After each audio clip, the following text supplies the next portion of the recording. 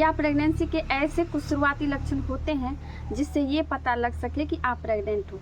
अक्सर जब आप प्रेगनेंसी प्लानिंग कर रहे होते हो और आपका पीरियड मिस होता है तो उसके बाद आप घर पे ही प्रेगनेंसी टेस्ट करके पता लगा लेते हो अपनी प्रेगनेंसी के बारे में। लेकिन फ्रेंड्स, पीरियड मिस होने से पहले ही कुछ अगर ऐसा शुरुआती सिम्टम्स नज़र आ जाए तो आप अपने दिनचर्या को सही कर सकते हो, अपने एक्टिविटी को सही कर सकते हो और अपने आहार को सुधार के शुरुआती टाइम में होने वाले एबॉर्शन से बच सकते हो। तो फ्रेंड्स, इस सवाल का जवाब जानना चाहते हैं तो मेरे साथ इस वीडियो को पूरा एंड तक जरूर देखिएगा। तो मैं स्वाति सिस्टर आप सभी का स्वागत करती हूँ अपने चैनल में इस न्यू वीडियो के साथ। वीडियो बहुत इन्फॉर्मेटिव होने वाली है तो प्लीज़ पूरा एंड तक जरूर देखिएगा और वीडियो पसंद आएगी तो जरूर चैनल को लाइक कीजिएगा, सब्सक्राइब कीजिएगा और अपने प्रेग्नेंट फ्रेंड्स के साथ शेयर कीजिएगा। तो चलिए फटाफट से स्टार्ट करते हैं आज का ये वीडियो। फ्रेंड्स, प्रेगनेंसी के शुरुआती सिम्टम्स की अगर बात करें तो कुछ ऐसे सिम्टम्स भी होते हैं जो कि पीरियड मिस होने से पहले ही आपका बॉडी कुछ ना कुछ संकेत देता है।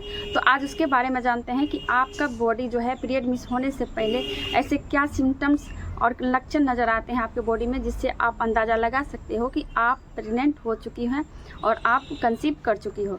तो इसमें जो है सबसे पहला सिम्टम्स ये होता है इम्प्लांटेशन ब्लीडिंग। जब आप प्रेग्नेंट होते हो तो उस टाइम पर जब आपका जायगोट जो है ब्लास्टोसिस, जब आपका फर्टिलाइजेशन होता है, पीरियड मिस होने के 14वें दिन जब आपका ओवुलेशन होता है और आपके पार्टनर का स्पर्म जो है आपके अंडे को फैलोपियन ट्यूब में एम्पुला में फर्टिलाइज करता है और वहाँ से एक जायगोट का निर्माण करता है। और जायगोट फर्टिलाइजेशन के बाद जायगोट जो है धीरे धीरे बहुत सारे सेल में, यानी कि एक सेल से 2 सेल, उसके बाद 4, फिर उसके बाद 8, फिर 16 सेल में डिवीज़न होता है और 16 सेल में डिवीज़न के बाद मेरुला बनता है और मेरुला बनने के बाद ब्लास्टोसिस बनता है और वहाँ से उसकी फैलोपियन ट्यूब से उसकी जर्नी स्टार्ट होती है और फिर वो जाके जो है ब्लास्टोसिस आपके बच्चे जाने की दीवार पर जब धंसता है, अपने लिए जगह बना रहा होता है, जिसके कारण जो है बच्चेदानी का एंडोमेट्रियम लाइन जो है बच्चेदानी की जो परत होती है उसमें कुछ इंजरी होती है जिसके कारण हल्का ब्लीडिंग या स्पॉटिंग नज़र आती है।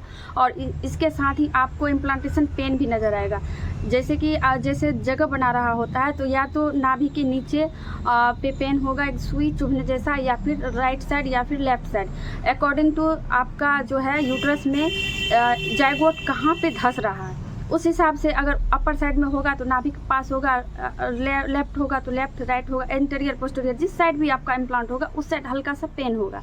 तो इम्प्लांटेशन पेन और इम्प्लांटेशन ब्लीडिंग आपको नज़र आएगी और ये दर्द जो है आपको पीरियड डेट के आसपास या फिर पीरियड डेट से 1 सप्ताह पहले नज़र आएगी। तो आप अंदाज़ा लगा सकते हैं कि आप जो है कंसीव कर चुकी है, आपका भ्रूण जो है मतलब आपका जायगोट जो है आपके बच्चेदानी की दीवार से चिपक चुका है। तो इस टाइम पर आपका क्वेश्चन ये भी होगा, हम ये कैसे पता लगाएंगे ये जो स्पॉटिंग हो रही है, क्रैम्प्स हो रहा है, ये फिर इम्प्लांटेशन का ही है, कहीं ये पीरियड का तो नहीं होगा। तो इसमें अंतर है।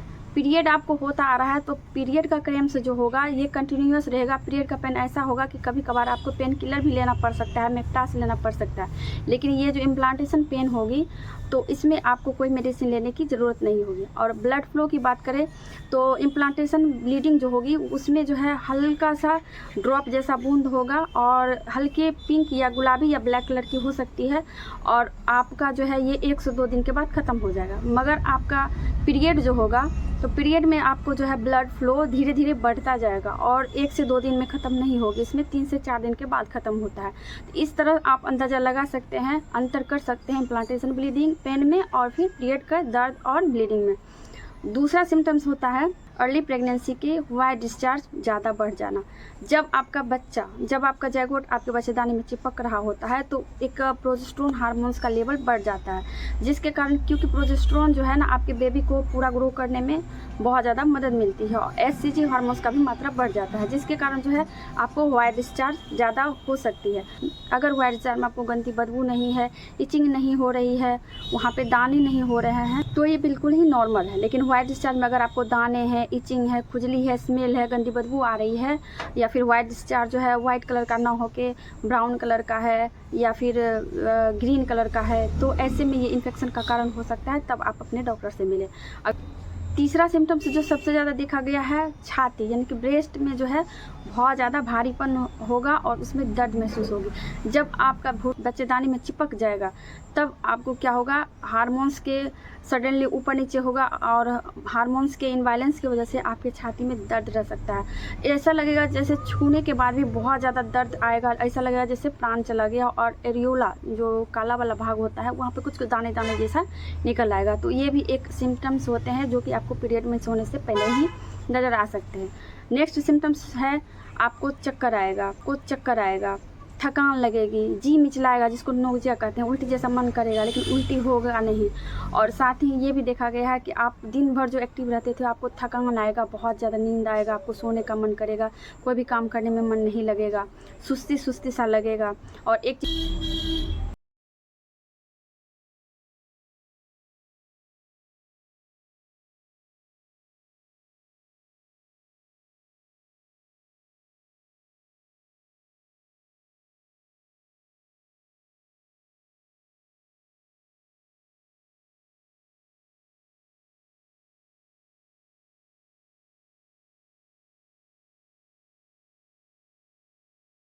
इसके अलावा भी अगर आप कंफर्म करना चाहते हैं पीरियड मिस होने से पहले ही, तो एक ब्लड टेस्ट आती है बीटा एसजीजी, वो ब्लड टेस्ट करा के आप कंफर्म कर सकते हैं कि आप प्रेग्नेंट हैं या नहीं हैं।